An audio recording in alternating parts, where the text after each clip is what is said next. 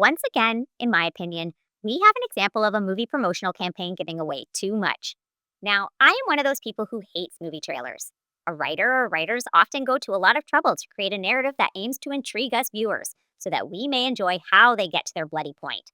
Now, I realize movie makers and marketers don't care to mislead potential viewers with the encapsulating genre of their wares, and I realize there are many of you out there who indeed want to know exactly what you're getting into before buying your ticket.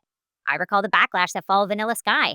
Viewers who hadn't seen the original Spanish film, Open Your Eyes, were angry to find themselves watching a darker and more mind-bending film than they'd come to expect from romance action star Tom Cruise and dramedy director Cameron Crowe. And the trailer did lead fans astray.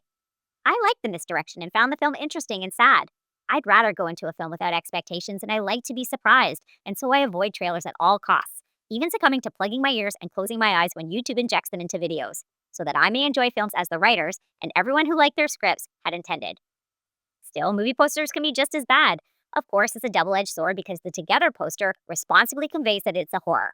I just wish the gist of it wasn't front and center, and I won't go into it as many of you might be lucky enough not to know anything about this film. What good is a mystery if you already know more than the characters before the first frame? Now, that being said, Together brings some surprises, which is why Vanilla Sky came to mind. It too is about love and relationships packaged in an alternative genre. Instead of existential art house, it tackles interpersonal dilemmas and complex relationships by way of a horror. And it's a funny horror, though I'm not entirely convinced it's supposed to be, but it's funny just the same. Alison, Brie, and Dave Franco are a real-life married couple, confident enough to play insecure and stressed-out common-law-ers. Brie is especially good as their union is tested by careers, isolation, and a sticky happenstance situation that forces them to contend with their somewhat unconfirmed commitment. Watch for her use of the word partners. There is some good commentary about contemporary coupledom, and how exactly does one commit in this day and age when marriage and children is becoming less and less of a definitive rite of passage. Now, I realize the horror poster did in fact subvert my expectations about the intermingling categories at play here. Still, it would have been even more fun to be surprised by all of it.